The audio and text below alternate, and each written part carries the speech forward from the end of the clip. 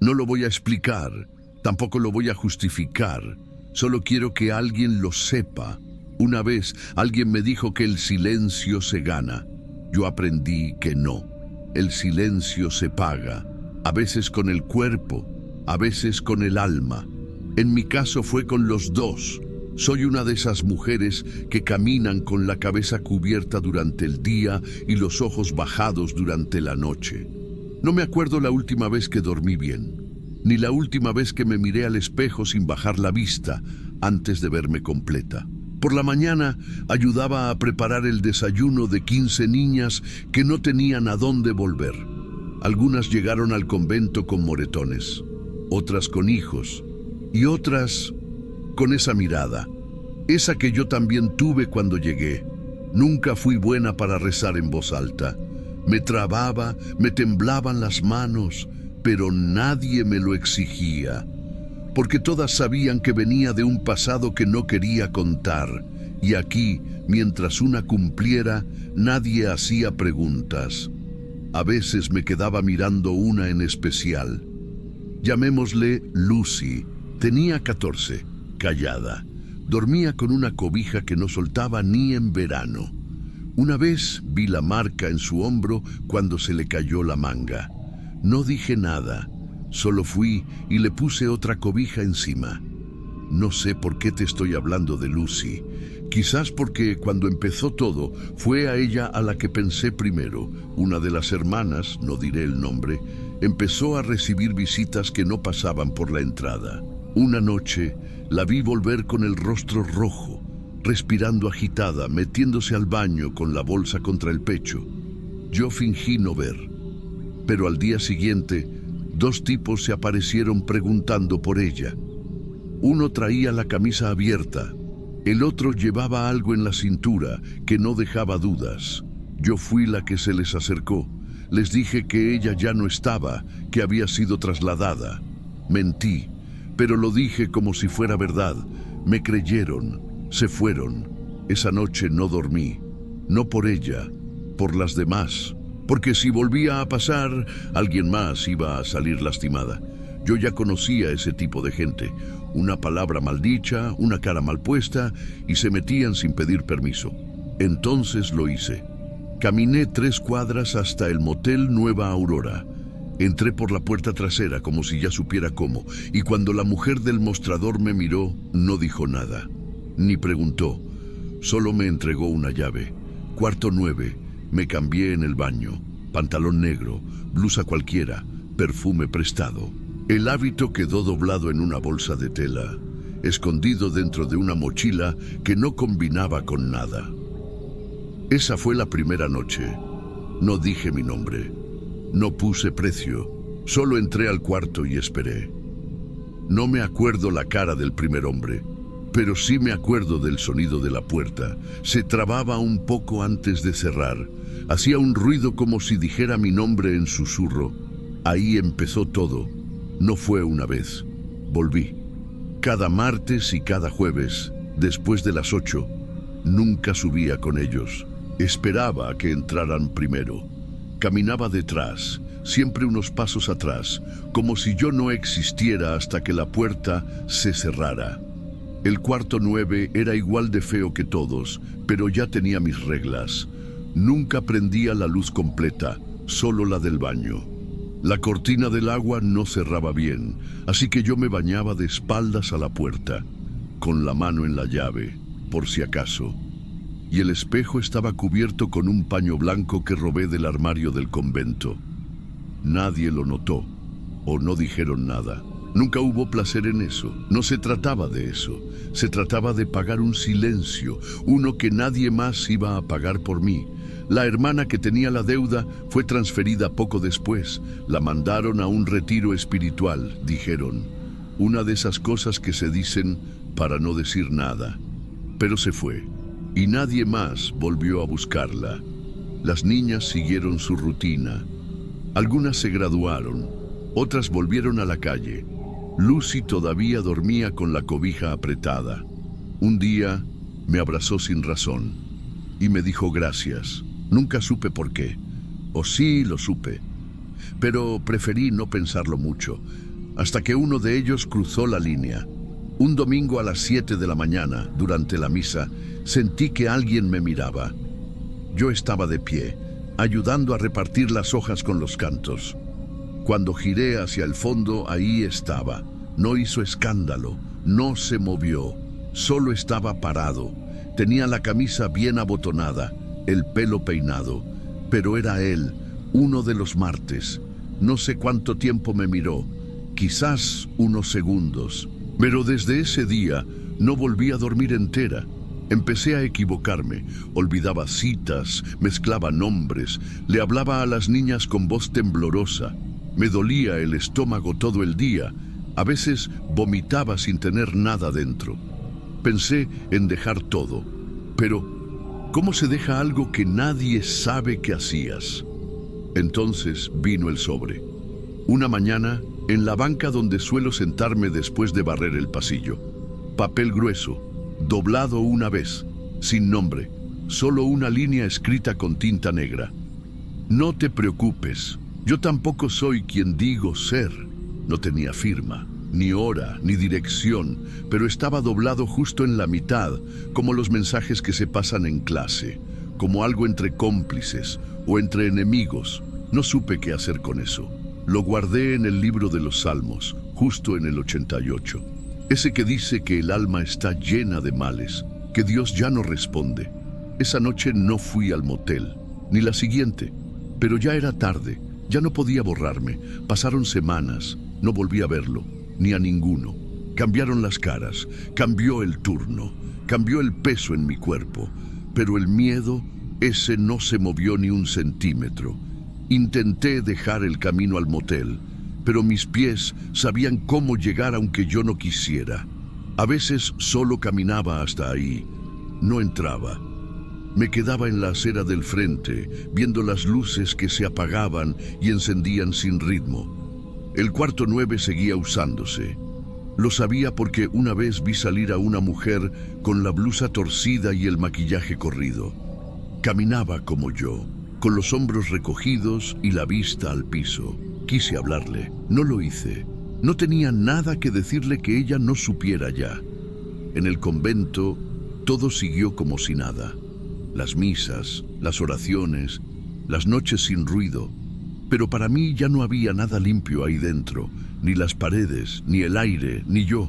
Un día, durante una visita de una escuela, un niño me besó la mano y me llamó hermana. Su voz era suave, limpia, como si realmente creyera que yo era algo que se podía respetar.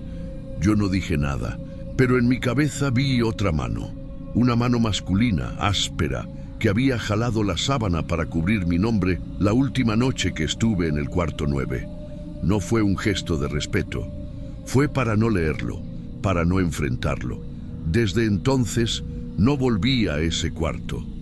Pero tampoco volví del todo al convento. Hay una parte de mí que se quedó allá, en ese pasillo húmedo, en esa cama mal tendida, en el reflejo que nunca quise mirar. Hoy solo camino, voy y vuelvo por la misma calle, como si buscara algo que ya no se puede desenterrar. A veces alguien me reconoce, me saluda como si nada, y yo asiento con la cabeza, como si tampoco pasara nada.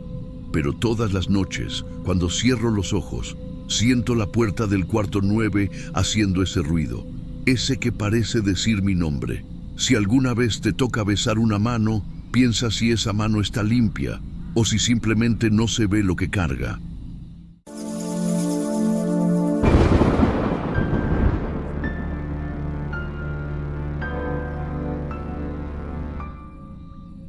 Yo trabajé 5 años en una gasolinera vieja, de esas que ya ni deberían estar abiertas.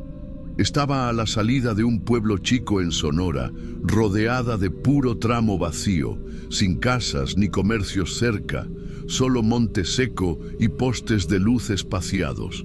Teníamos 2 bombas funcionando y una tienda de conveniencia que cerraba a las 9. Después de eso, me tocaba a mí solo, desde las 12 hasta las 6. No era un mal trabajo. Aburrido, sí, pero tranquilo. Uno se acostumbra al silencio. al zumbido del panel de las bombas, al crujido del refrigerador apagado allá dentro. Lo que nunca me acostumbré fue a esa sensación de que alguien te está mirando cuando te bajas del módulo de vidrio para caminar entre los surtidores. Ahí afuera, a esa hora, no hay sombra que no te haga girar la cabeza. Todo empezó una madrugada de martes. Yo estaba sentado tomando café viejo en un vaso de unicel, mirando el celular sin señal, cuando escuché el bip del panel encendiéndose. Me asomé por el vidrio y la bomba 2 tenía el visor encendido marcando 70 litros, 112 pesos.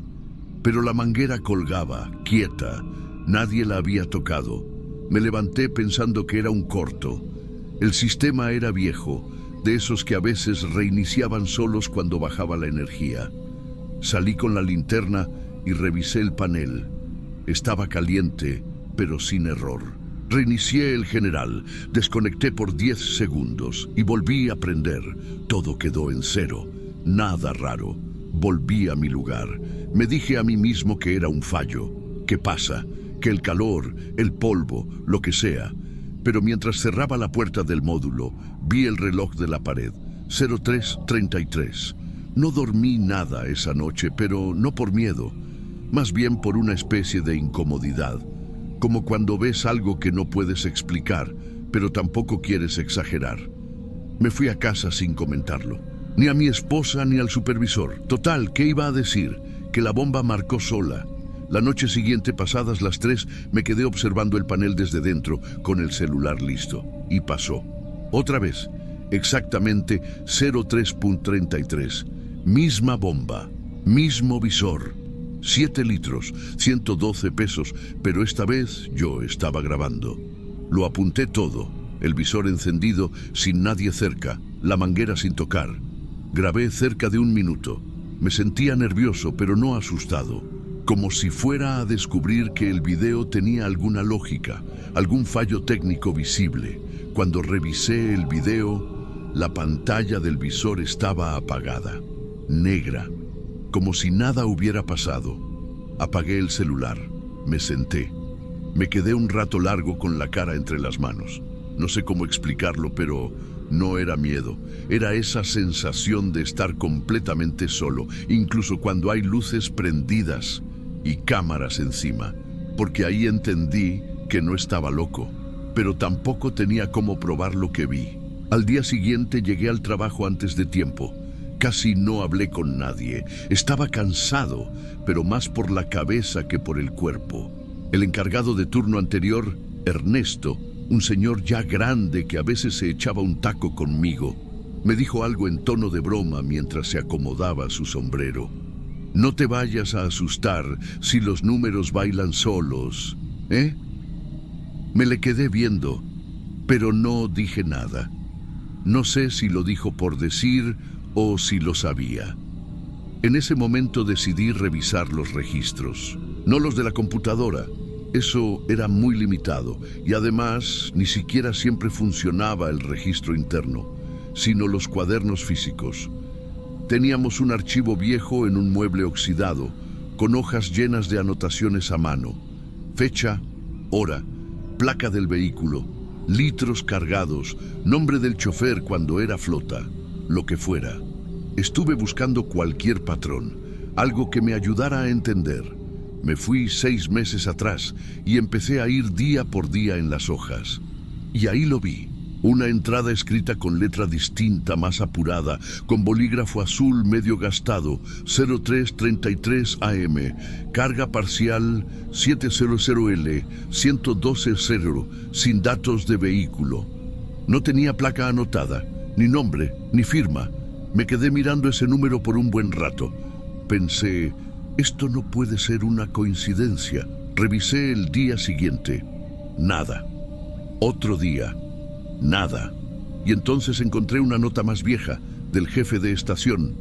Incidente. Explosión menor en bomba 2. Chofer intentó cargar sin apagar motor. Fuego. Se llamó a bomberos. Vehículo destruido. Fallecimiento. No había más datos. Solo una marca al lado. No usar. Revisión pendiente, tachada con marcador rojo. Y era justo esa bomba. La bomba 2. El mismo surtidor que estaba marcando solo a las 3:33. Esa noche regresé con la cabeza llena. Cerré la puerta del módulo y no me moví. Me quedé sentado frente al monitor, viendo el área de las bombas a través de la cámara fija. Teníamos solo una, de mala calidad, en blanco y negro, con retardo de 3 o 4 segundos. Pero servía para ver si alguien llegaba. A las 03:33, como si fuera una rutina, volvió a pasar. El visor se encendió. 7 C0 litros, 112 pesos. Cero movimiento en la cámara, la manguera colgando como siempre. Me puse de pie. Esta vez no grabé, no me atrevía. Salí. Caminé despacio. Sentía un zumbido bajo en los oídos, como cuando hay interferencia. Cuando me acerqué al surtidor, no escuché nada más. Solo el silencio del desierto. Ni siquiera el zumbido de los postes. Toqué la manguera con la punta del zapato. Nada. Levanté la mirada hacia el visor. Los números parpadeaban como si alguien hubiera terminado de cargar y estuviera por pagar. 7-0, 112-0, finalizado. Pero nadie estaba ahí. Entonces escuché un clic seco, un solo clac, como cuando se aprieta el gatillo de la bomba al final del flujo. Me quedé quieto. El clic no vino del panel, vino de la manguera. Miré abajo y la pistola de carga ya no colgaba. Estaba en el suelo, como si alguien la hubiera soltado hace segundos. Yo no la toqué. Regresé al módulo sin correr, pero con la respiración acelerada. Cerré la puerta y le puse el seguro, aunque nunca lo hacía. Me senté. Revisé la cámara. Otra vez, en la grabación, todo aparecía en negro. El visor no se había encendido. La manguera nunca se movió. Pero yo lo vi, lo escuché. No era sugestión, no era sueño. Estaba despierto. Había olor a goma caliente en el aire. No sé cuánto tiempo estuve sentado. Solo sé que cuando amaneció, ni me di cuenta.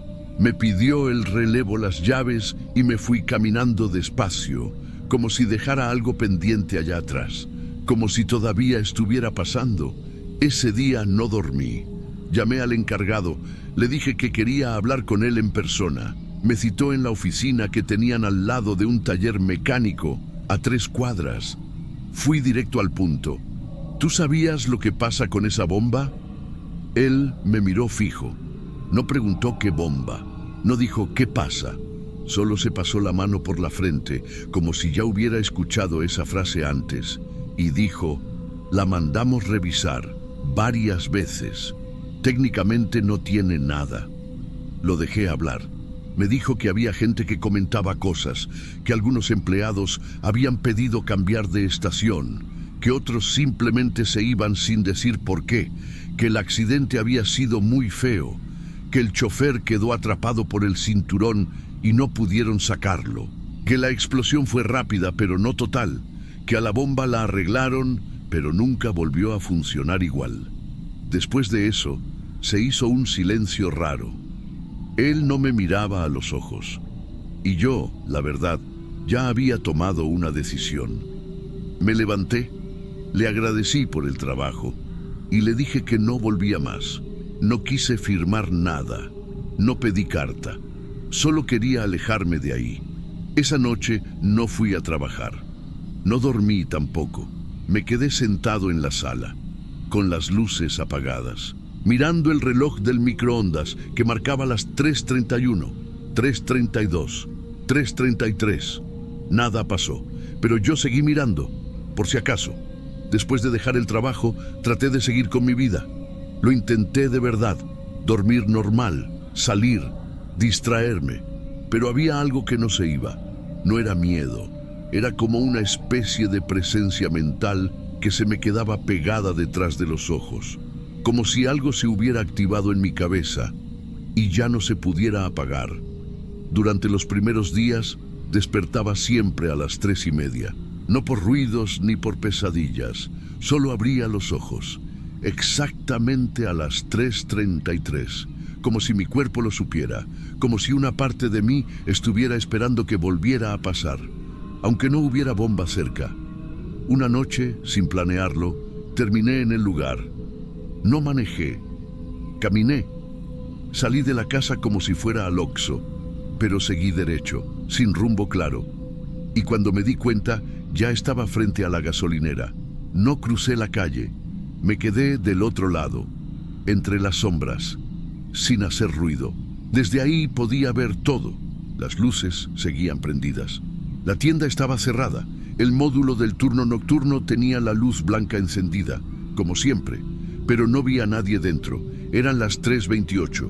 Me quedé mirando fijo la bomba 2, la misma. A las 3:30, nada. A las 3:32 seguía igual, y justo a las 3:33 el visor se encendió. Otra vez, 7 litros, 112 pesos. El número parpadeando, como si alguien hubiera terminado de cargar, como si estuviera a punto de colgar la manguera. Solo que no había nadie ahí, ni carros, ni luces, ni sombra, solo la bomba encendida y ese número que ya se me había quedado tatuado en la cabeza. Y entonces, la pistola cayó al suelo. La escuché clarito. El sonido metálico, seco, golpeando el cemento. La misma manguera que colgaba sin moverse. Ahora estaba tendida en el piso, en una posición que no tenía sentido, como si alguien la hubiera usado y simplemente la hubiera soltado. No me moví, no parpadeé, solo apreté las manos en los bolsillos. No quise sacar el celular, no quise grabar. ¿Para qué? Ya sabía que no iba a salir nada. Pasaron unos segundos, no sé cuántos, luego el visor se apagó y todo volvió al silencio. Me fui, caminé sin mirar atrás, pero antes de dar vuelta en la esquina, volví la vista. No había nadie en el módulo. Al día siguiente busqué a un compañero que todavía trabajaba ahí. Le mandé un mensaje sin decir mucho. Me respondió en la tarde. Me dijo que habían quitado la bomba, que ya no está, que pusieron una nueva, que el dueño la mandó cambiar por precaución. No pregunté más, pero él agregó algo. Me dijo que no era la primera vez que pasaba, que muchos lo habían visto, que varios empleados antiguos preferían no hablar, que uno renunció sin cobrar el último pago, que otro pidió cambiar de turno y que una vez alguien se encerró en el baño del módulo y llamó llorando al supervisor a las 3:33. Después de eso, no intenté entender más, solo me quedé con todo guardado. No volví a ese lugar, pero a veces, cuando paso cerca por carretera, miro de reojo. El nuevo surtidor tiene pantalla táctil, luz azul, todo digital, pero cuando lo miro, juro que hay un reflejo raro. No sé explicarlo. No es una figura, es como un fragmento, como si el número ya estuviera ahí antes de que alguien lo pida. Como si 7 y 112 no fueran cantidades, sino una especie de marca, una especie de repetición atrapada en un punto exacto del tiempo. No sé, solo sé que desde entonces siempre reviso los surtidores cuando voy a cargar gasolina. Miro los números antes de que empiecen a contar. Me fijo si hay alguna manguera colgando. Me quedo un segundo más de lo necesario. Y sobre todo, nunca cargo después de las 3 de la mañana. Por costumbre, por precaución, por lo que sea, porque aunque ya no esté esa bomba, yo sé lo que vi, y no quiero volver a estar ahí cuando se repita.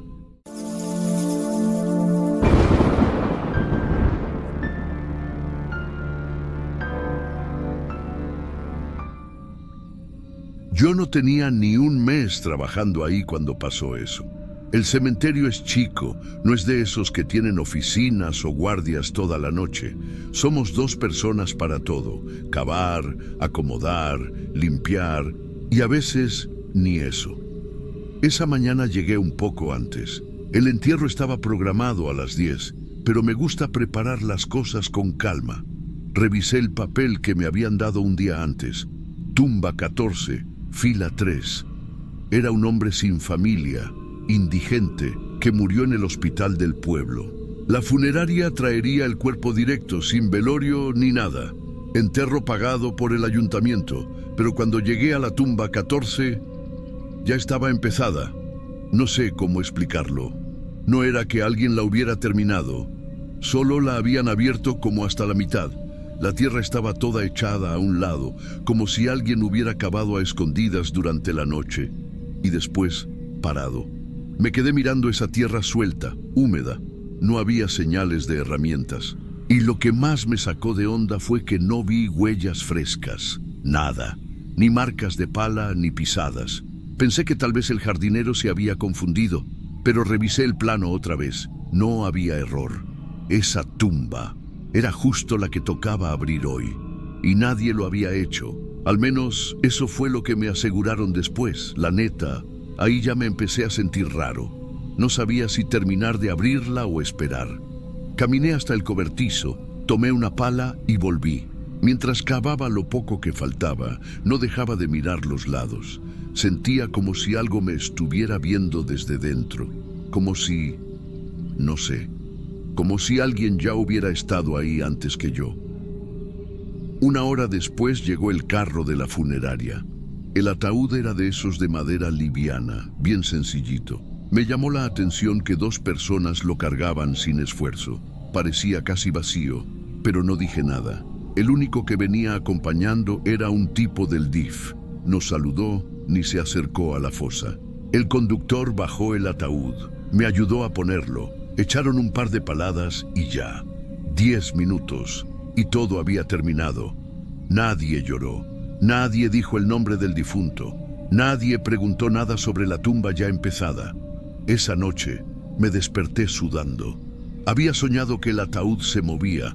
No sé si fue un sueño o una imagen que me quedó en la cabeza, pero en él yo estaba parado ahí y desde dentro se oían golpes, suaves, secos, como si alguien tocara con los nudillos desde adentro. Y luego la tierra empezaba a abrirse sola, desde abajo. Me senté en la cama, no prendí la luz. Me quedé ahí, en silencio, escuchando la casa, escuchando la noche, sintiendo que algo de ese entierro se me había quedado pegado. Al otro día, cuando fui al cementerio, pasé junto a la tumba 14. No pensaba detenerme, pero algo me hizo voltear. La cruz de madera que habíamos puesto estaba caída, no rota, solo tirada al lado, como si alguien la hubiera empujado desde abajo. Me agaché, la levanté, miré alrededor. No había viento, no había perros, nadie se acercó esa noche. Lo sé porque la verja estaba cerrada con candado. La clavé de nuevo, pero me fui caminando más rápido de lo normal. Desde ese día, cada vez que pasaba por esa fila, algo me apretaba el estómago. No sé cómo explicarlo. No es que viera nada ni oyera nada, pero se sentía como si ahí abajo hubiera algo despierto, como si no hubiéramos cerrado bien.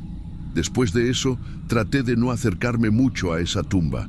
Me tocaba pasar por ahí casi todos los días, pero hacía lo posible por desviarme un poco, hasta que una semana después pasó algo que me dejó peor. Era martes, como a las 9 de la mañana. Yo estaba recogiendo unas herramientas cerca del cobertizo cuando se acercó una señora. Venía sola, con una bolsa en la mano y una cara, no sé, como si llevara días sin dormir. Me preguntó por la tumba del señor que habían enterrado ahí hace poco y sacó un papel con el nombre. Era el mismo, el de la tumba 14. Me dijo que era su hermana, que se enteró tarde porque él no tenía teléfono ni dirección fija, que venía desde lejos. Quería ver la tumba, tomarle una foto para mandársela a una prima que vivía en Estados Unidos. Yo no sabía qué decirle. No sabía si alguien más le había explicado antes que el entierro había sido casi vacío. Pero ella no preguntó mucho. Solo me pidió que la acompañara. Fuimos caminando por el pasillo de tierra. Mientras nos acercábamos, me di cuenta de que la cruz otra vez estaba caída. Me detuve un segundo, pero no dije nada. Solo la levanté, la volví a clavar y me hice a un lado. Ella sacó su celular y tomó 3 fotos, de frente. Después se agachó un poco y tomó otra más desde arriba. Ahí fue cuando todo se salió de lo normal. La señora miró la pantalla del teléfono y se quedó quieta, como si algo no cuadrara. Amplió una de las imágenes, luego otra, y en la tercera soltó el celular. Literal, se le cayó de las manos. Yo lo recogí rápido antes de que se apagara la pantalla. La foto todavía estaba ahí, y no sé cómo explicarlo sin que parezca invento. Pero en esa foto, la cruz no estaba caída, sino perfectamente parada, con sombra y todo, aunque ella misma la había visto tirada hacía segundos, y ahí, al borde de la tierra, se veía algo más. Una forma, como si algo hubiera estado saliendo de la tierra justo donde termina la caja del ataúd. Era solo una parte, como un bulto, una forma curva, delgada, sucia, y un reflejo dorado encima, como si fuera un anillo. El anillo que, según el acta del hospital, el señor traía puesto cuando llegó sin documentos. No supe qué pensar, no dije nada, solo miré la pantalla como si estuviera mal, como si el celular se hubiera trabado o fuera un reflejo. Pero la señora, ella se fue de espaldas, cayó de rodillas primero y luego desmayada. Yo pedí ayuda a gritos. El jardinero llegó corriendo. Entre los dos la levantamos y la llevamos a la sombra. El celular quedó en mis manos. Y no lo voy a negar. Volví a abrir la foto. Y sí, todavía estaba ahí, esa imagen, esa forma en la tierra, esa cruz que no debería estar en pie, esa cosa que parecía una mano. Una hora después vino gente de la funeraria, supuestamente a revisar qué había pasado. Hablaron con ella en privado. Yo me quedé lejos. No escuché todo, pero vi cuando tomaron su celular y empezaron a borrar cosas. Y uno de ellos se acercó a mí. Me puso la mano en el hombro como quien da una advertencia con sonrisa. Fue una confusión. Mejor no hagas comentarios, ¿sí? No respondí. No me atreví. Esa noche no dormí y al día siguiente pedí mi salida. Después de eso, no regresé más a esa parte del cementerio. Terminé la semana recogiendo cosas, evitando cruzarme con el personal de la funeraria, evitando mirar hacia la fila 3. Entregué mis herramientas el viernes. No hice escándalo. No di motivos. Solo dije que el trabajo no era para mí. Pero la verdad, yo sabía que no iba a volver. No he hablado de esto con nadie, ni siquiera con mi familia. A veces lo pienso, cuando alguien menciona el pueblo o cuando paso por algún cementerio en carretera. Siento como si me hubiera quedado algo pendiente ahí, como si no se hubiera cerrado bien lo que pasó esa mañana. No sé si la foto era real, no sé si fue una falla del celular, un reflejo, una coincidencia. No sé si fue la tierra, el ángulo o mi cabeza jugándome en contra, pero lo que sí sé es que yo vi esa tumba antes de abrirla. Vi la tierra removida, vi que algo no estaba bien desde el principio y no dije nada. Desde entonces he tenido sueños raros, no siempre, pero cuando me pasa es el mismo lugar, la fila 3, la cruz y la tierra que no se queda quieta. Una vez soñé que alguien se paraba atrás de mí mientras cavaba. No me hablaba, solo respiraba. Yo no me volteaba, solo seguía cavando, hasta que tocaba madera, y al golpear la caja, alguien desde dentro golpeaba de regreso. Me desperté con los brazos tensos, como si todavía tuviera la pala en las manos. Miré el techo de mi cuarto. Me quedé ahí, esperando a que amaneciera. No volví a trabajar en cementerios, me cambié de pueblo, me busqué otra cosa. A veces barro calles, otras veces hago mandados, lo que sea, pero no entierros. Y aunque ya pasaron meses, hay algo que no se me va. A veces siento que hay algo que no quedó enterrado del todo, y lo peor es que yo lo vi antes de que lo enterráramos.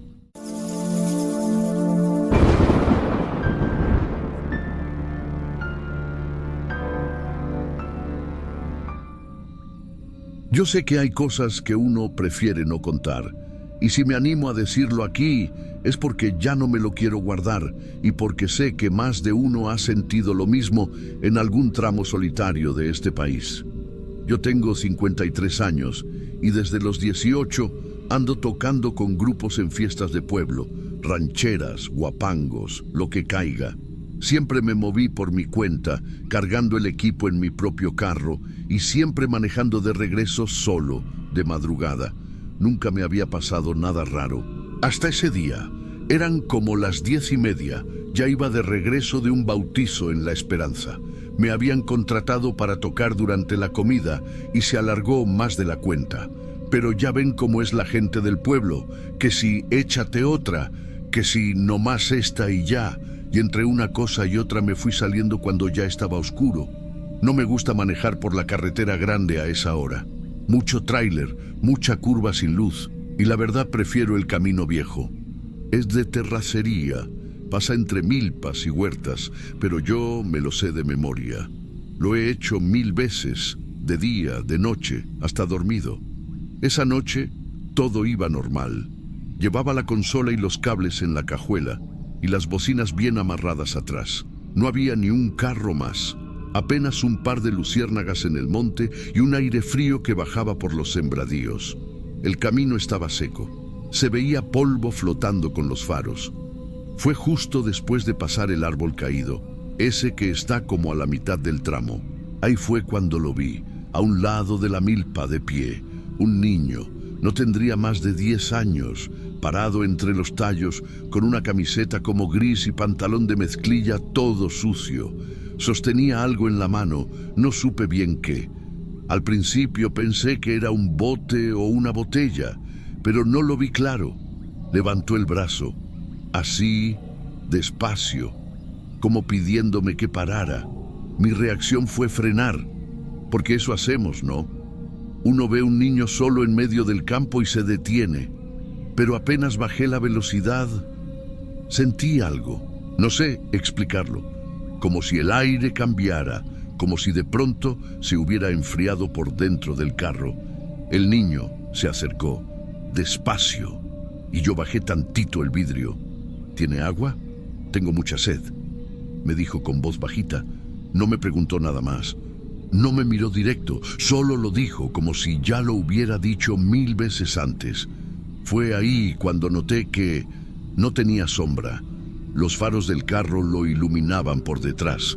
O sea, su sombra tendría que haberse proyectado hacia mí, contra la grava, contra el polvo. Pero no había nada, ni un contorno, ni una mancha, y eso fue lo que más me heló. Le dije que no traía nada, que acababa de tirar mi botella, que lo sentía. Cerré el vidrio y seguí. No quise mirar por el retrovisor, y eso que me lo enseñó mi padre. Siempre mira por el retrovisor después de dejar a alguien atrás. Pero no, esa noche no. No pasaron ni 5 minutos después de eso. El camino se empezó a estrechar, como siempre en esa parte donde las milpas se cierran más. No hay casas ni ranchos cercanos. Todo es pura tierra y mazorcas secas, paradas como si estuvieran mirando. No hay señal de teléfono, ni postes, ni nada. Yo ya me había convencido de que lo que vi era un niño perdido. Quizás se soltó de algún pariente o algo. Y sí, lo de la sombra me incomodó. Pero a veces uno ve cosas raras por los reflejos. Eso me repetía. Fue justo ahí que el carro empezó a fallar. Primero como un tirón. Luego la luz del tablero se apagó y prendió otra vez. Y luego, de golpe, todo murió. El motor, las luces, hasta la radio. Se hizo un silencio raro, como si el mundo se hubiera apagado también. Solo quedaba el crujido de las hojas afuera, movidas por el aire. Intenté girar la llave, nada. Silencio. Entonces volví a intentar, y en ese momento los faros parpadearon, se encendieron, y ahí estaba, adelante, justo frente al carro, el mismo niño, parado en medio del camino con la misma ropa, la misma postura. Sostenía lo mismo en la mano, como una botella vacía, y me estaba mirando. Esta vez sí me estaba mirando. No se movía, no caminaba, simplemente estaba ahí. Yo me quedé congelado. No sé por cuánto tiempo. Sentí que el corazón me golpeaba en la garganta. Esa sensación de que todo está mal, pero no sabes por qué. No era miedo como en las películas. Era algo más profundo. Como cuando sabes que no estás solo, pero no puedes probarlo. Me obligué a reaccionar. Metí reversa, giré el volante y logré dar la vuelta entre los bordes del camino. El carro rechinó, pero prendió de golpe, como si nunca hubiera fallado. No quise mirar de nuevo. Aceleré. No me importó si se me salían las bocinas o si tronaba la suspensión. Quería salir de ahí. Quería llegar a la carretera grande, aunque me tomara el doble. No miré atrás. No paré hasta ver luz de verdad. Cuando llegué al cruce con la gasolinera vieja, me detuve a respirar. Me bajé. Di la vuelta al carro. Todo estaba en su lugar, las luces, el motor, los frenos, ni una señal de fallo, todo normal, como si nada hubiera pasado. Pero yo no estaba normal. Esa noche, al llegar a casa, no quise contarle nada a mi esposa. Me preguntó si todo bien. Le dije que sí, que me había tardado un poco. Me acosté con los zapatos puestos y no dormí. Me quedé viendo al techo, repasando cada segundo de lo que pasó, pensando si era posible que lo hubiera imaginado. Si el niño era real, si lo vi 2 veces, o si nunca debí parar. Pasaron 2 días, y ahí fue cuando recibí el mensaje. Uno de los muchachos del grupo, el que toca el bajo, mandó algo al grupo de WhatsApp. Era un video. Dijo: miren lo que me mandó el primo Rafa. Dice que pasó por el camino viejo anoche. El video duraba 7 segundos, grabado desde adentro de un carro. Oscuro, luz de celular prendida. Se ve el camino vacío, la grava, los lados llenos de milpa. Y de pronto, ahí aparece el niño, el mismo, saliendo entre las milpas, ropa sucia, camina hacia la orilla. En la mano, una botella vacía. Mira directo hacia la cámara y justo en ese momento, la luz del celular se apaga. En seco, el video termina. Nadie en el grupo comentó nada. Ningún emoji, ningún jajaja, ni qué miedo. Solo silencio. Ni siquiera el que lo mandó volvió a decir nada. Yo no dije nada en el grupo. Me quedé viendo el video varias veces. No para encontrarle lógica, ni para convencerme de algo. Solo lo veía. Y cada vez que lo repetía, sentía lo mismo. Un vacío en el estómago, como si algo se estuviera acomodando mal dentro de mí. No se veía claro, como les dije. La imagen temblaba, el camino se veía medio borroso. Pero el niño, él salía del lado izquierdo, igual que esa noche. Mismo porte, mismo tamaño, mismo objeto en la mano. Lo que brillaba no era luz, era plástico, una botella traslúcida, vacía. Y la forma en que mira a la cámara no es como si viera a alguien. Es como si supiera que lo están grabando, como si esa mirada ya estuviera ensayada. Lo más extraño fue eso, el silencio. No el del video, sino el del grupo. Nadie quiso decir nada. Como si todos sintieran que no debían hablar de eso. Como si algo les dijera que no. Hasta hoy, ese mensaje sigue ahí. Nadie lo eliminó. Pero nadie volvió a tocar el tema. Yo tampoco, no con ellos. Ese mismo día tomé el carro y fui hasta el lugar donde todo pasó. No para enfrentar nada, no para buscar respuestas. Fui para asegurarme de una sola cosa. Llegué a la milpa, me bajé, caminé unos metros, vi las huellas de llantas en la tierra, vi ramas partidas, hojas secas, botellas viejas, nada fuera de lo común. Pero había una cosa, junto a la entrada de la milpa, justo donde lo vi la primera vez. Había una marca en la tierra, como si alguien hubiera estado ahí parado mucho tiempo. No un adulto, unos pasos más chicos, repetidos, como si alguien se pusiera ahí cada noche, esperando. No me quedé más de 2 minutos. Me subí de nuevo al carro y tomé la otra ruta de regreso, la carretera grande. Tardé más, pero esa fue la última vez que pisé el camino viejo. Desde entonces, me organizo diferente para los toques. A veces duermo en el pueblo y regreso de día. A veces pido que alguien me acompañe, pero nunca, ni una sola vez, volví a cruzar ese tramo solo. ¿Y saben qué es lo peor? Que no me asusta lo que vi, me asusta que eso me vio a mí. Me asusta pensar en lo que habría pasado si le hubiera dado agua, si me hubiera bajado, si me hubiera atrevido a mirarlo por el retrovisor. Me acuerdo de sus palabras claras, bajitas. ¿Tiene agua? Y pienso, no pedía agua, pedía que alguien lo viera. Eso era lo que quería, y creo que lo consiguió.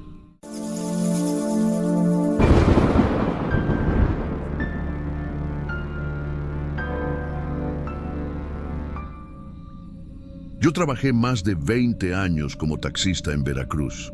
Turnos dobles, noches enteras sin ver la casa, manejando desde la avenida principal hasta los callejones donde ni la policía quería meterse. Vi de todo: robos, peleas de pareja, borrachos vomitando en el asiento, gente que se subía huyendo de algo pero no decía qué. Uno se va acostumbrando a la tensión, al silencio incómodo, a las calles sin luz. Al final, todo te parece parte del trabajo. Pero hubo una noche que todavía no sé dónde ponerla.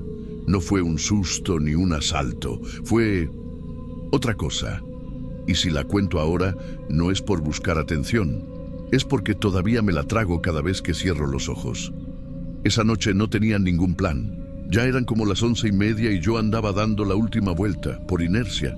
Me metí a una calle lateral del Hospital Civil, esa que da justo atrás, donde casi nadie estaciona porque no hay postes de luz. Me gustaba quedarme ahí un rato antes de irme a casa.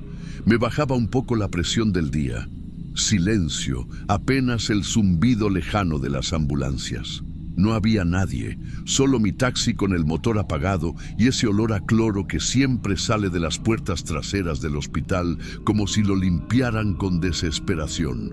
Yo ya estaba por encender el carro cuando lo vi venir caminando. Salió de la parte de atrás del hospital. No sé si era por el contraste con la oscuridad, pero lo vi clarito. Camisa blanca, pantalón gris, zapatos negros bien lustrados.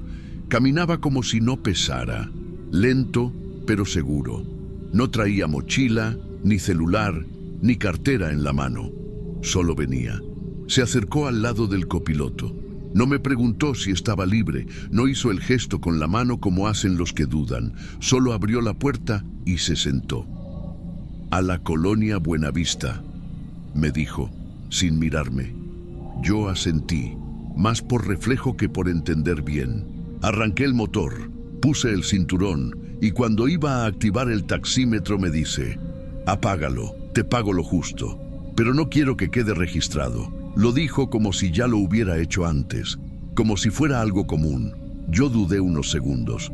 Nunca me ha gustado apagar el taxímetro, pero tampoco quería hacerle preguntas a alguien que parecía tener claro lo que quería.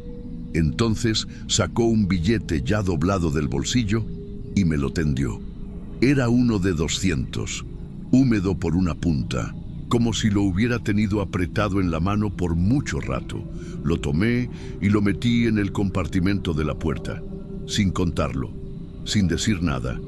Salimos de ahí sin hablar. Yo tomé la ruta más directa, pero sin meterme por las calles que siempre están cerradas o con topes mal puestos. Manejar de noche en esta ciudad es otra cosa. Todo está más callado, pero no más tranquilo. Durante el camino, el tipo iba con la cabeza ligeramente baja, mirando sus propias manos. No usaba anillos ni reloj. Las uñas estaban limpias, cortadas, como las de alguien que viene saliendo de algo controlado, un hospital, un encierro, algo así. A la mitad del trayecto me dijo una sola frase: «No hay que dejar que se enteren que salí». No lo dijo preocupado. Lo dijo como una instrucción que se repite, como si le hubieran advertido eso muchas veces. Yo no respondí. Solo seguí manejando. A esas alturas ya me estaba entrando esa incomodidad que uno no sabe de dónde viene. No era miedo, no todavía. Era otra cosa. Como cuando el cuerpo se da cuenta de algo antes que la cabeza. Pasamos frente a una gasolinera que ya estaba cerrando. 2 empleados lavaban con manguera la entrada. El tipo ni volteó. Seguía con la mirada fija en sus manos. Al llegar a la colonia Buenavista, me pidió doblar a la derecha en una calle sin salida. Yo ya conocía esa zona. No es que fuera peligrosa, pero tampoco era el tipo de lugar donde uno deja pasaje de noche sin preguntar. Al fondo se veía un muro cubierto de maleza, no había luz, ninguna ventana prendida, ningún perro ladrando, nada. «Aquí está bien», me dijo. Paré el carro, apagué las luces, esperé a que bajara. Él abrió la puerta y bajó con calma. Caminó hacia el lado derecho de la calle, donde la maleza se comía la banqueta. Yo no quise esperar más. Metí reversa y empecé a salir. Ya había recorrido unos 3 metros cuando por costumbre miré el retrovisor. Ahí estaba él, sentado otra vez, exactamente en la misma posición. No me moví, no respiré. Solo lo miré unos segundos, después volteé el rostro para verlo directamente, sin el espejo. El asiento trasero estaba vacío. No me quedé a comprobar nada más. Arranqué como pude y salí de ahí sin mirar atrás otra vez. No le conté a nadie esa noche, ni al llegar a casa, ni al día siguiente. Me levanté temprano como siempre, salí con el taxi y fingí que había dormido bien. Pero al pasar otra vez por el hospital, algo me jaló. No era curiosidad, era necesidad, como cuando uno se rasca una herida aunque sabe que no debe. Me estacioné en la misma calle. Esta vez era de día. Había más movimiento, pero esa puerta trasera del hospital seguía igual de apagada. Me bajé. Caminé hasta la caseta de vigilancia. El guardia era uno que ya me había visto antes por ahí. Le pregunté sin vueltas: «¿Aquí sale gente por la parte de atrás?». Se me quedó mirando. «¿A qué hora?». «Anoche, como a las 11:30». Dudó un momento. «¿Uno con camisa blanca y pantalón gris?». No dije nada, solo asentí. Entonces soltó, como si ya lo hubiera dicho antes: «Si lo vio». Entonces ya le tocaba. No supe qué responder. Sentí que todo el ruido del hospital se apagaba alrededor. Ese ya se había ido, pero a veces regresan, nomás un ratito. Yo no pregunté más. Volví al taxi. Cerré la puerta. Me quedé ahí un buen rato, mirando el tablero, sin encender el motor. El billete de 200 seguía en la puerta, ahí donde lo había guardado. No estaba húmedo ya, pero tenía una esquina como comida, como si alguien lo hubiera apretado con los dientes. No lo usé nunca, ni para gasolina ni para cambio. Lo dejé ahí semanas, y cuando vendí el taxi, todavía seguía en ese compartimento. El nuevo dueño me preguntó si era suyo. Le dije que sí, que mejor lo dejara ahí.